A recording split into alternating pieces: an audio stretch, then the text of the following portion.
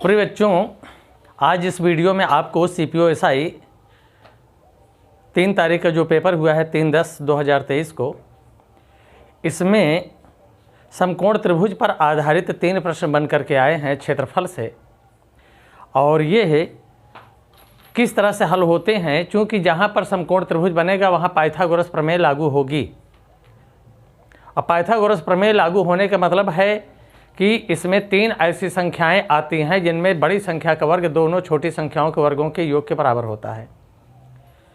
और ये आपका चाहे वह त्रिकोणमिति हो, कोऑर्डिनेट हो, क्षेत्रफल हो, कहीं भी समकोण बनेगा, ज्यामित हो, यानी किसी भी चैप्टर में अगर समकोण बन रहा तो वहाँ पर लगभग 98% प्रश्नों में हमेशा पाइथागोरियन त्रिक ही लागू होती है। अगर ये त्रिकें आपको पहले से पता हैं तो प्रश्नों को हल करने में आप 5-7 सेकंड का समय लेते हुए उत्तर मारते निकल जाते हैं।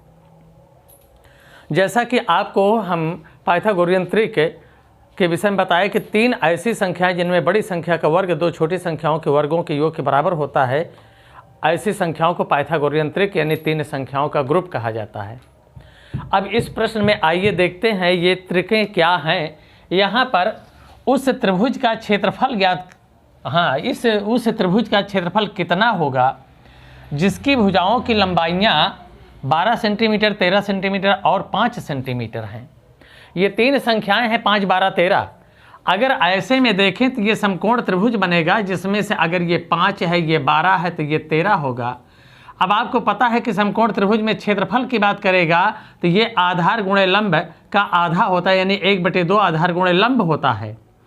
इसका कोई रोल नहीं होता है इस क्षेत्रफल में, इसलिए हमेशा डायरेक्ट में 12 पंचे 60 के आधा 30 आपका उत्तर हो जाता है। स्पष्ट हो पाया? तो अब यहाँ पर इसी तरह से अब यहाँ पर अगर हम थर्ड प्रश्न को देखते हैं, थर्ड वाले में भी क्षेत्रफल ही पूछा गया है। यहाँ पर देखिए, एक त्रिभुज की भुजाएं 5, 12, 13 के अनुपात में हैं और इसका परिमाप 90 सेंटीमीटर है। इसका क्षेत्रफल सेंटीमीटर स्क्वायर में ज्ञात कीजिए। जरा से गौर कीजिए कि अगर इसका परिमाप हम देखें 5, 12, 13 का योग करें तो क्या हो रहा है, इस तरह से ये 30 हो रहा है, 5, 12, 13। और यहाँ पर इस 30 का ये कितना गुना है, 3 गुना। अगर भुजाएं 3 गुने में जा रही हैं तो क्षेत्रफल अगर हम करते हैं 1 का वर्ग 1 तो 3 का वर्ग 9, यानी कि क्षेत्रफल हमारा 9 गुने में जाएगा। और यहाँ से अगर इसका क्षेत्रफल देखते हैं, बड़ी भुजा को छोड़ देंगे, दोनों छोटी का गुणनफल 12 पंचे 60 का आधा 30, और 30 का 9 गुना क्या हो जाएगा, 30 का 9 गुना हो गया 270 आपका उत्तर हो रहा है। इसको फिर से आप समझने का प्रयास कीजिए। वही फिगर में 5, 12, 13 यहाँ परिमाप 30 है और यहाँ पर परिमाप कितना दिया है, 90, यानी इसका 30 का 9 गुना है, 30 तियाँ 3 गुना है। जब ये 3 गुना है तो क्षेत्रफल कितने गुने में जाएगा, स्क्वायर के रूप में, यानी 9 गुना। अगर 2 गुना होता तो 4 गुने में जाता, 3 गुना है 9 गुने में, 4 गुना होता 16 गुना। तो अब 9 गुने में अगर यहाँ पर क्षेत्रफल 12 पंचे 60 का आधा 30 हो रहा है तो 30 का 9 गुना क्या हो गया, 270, 3 9 27 आपका आंसर है। दूसरे प्रश्न में भी इसी त्रिक पर चल रहे हैं।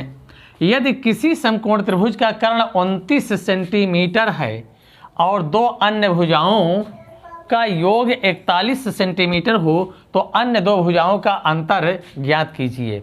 यहाँ पर फिर देखिए कि अगर ये समकोण त्रिभुज है तो इसमें एक त्रिक बनती है 20, 21 और 29।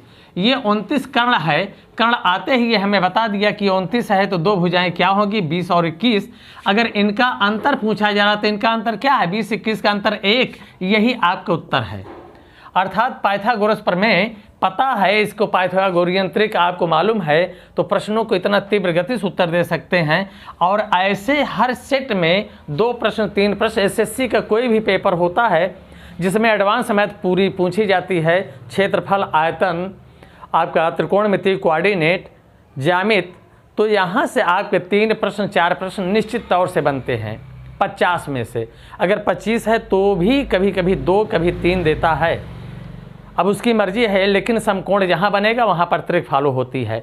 ये 3 प्रश्न अगर आप अच्छे से समझ पाए हों तो फिर वीडियो को आप सब्सक्राइब कीजिए, लाइक कीजिए और अपने साथियों में शेयर कीजिए।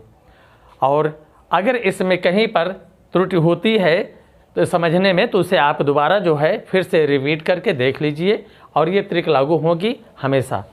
धन्यवाद।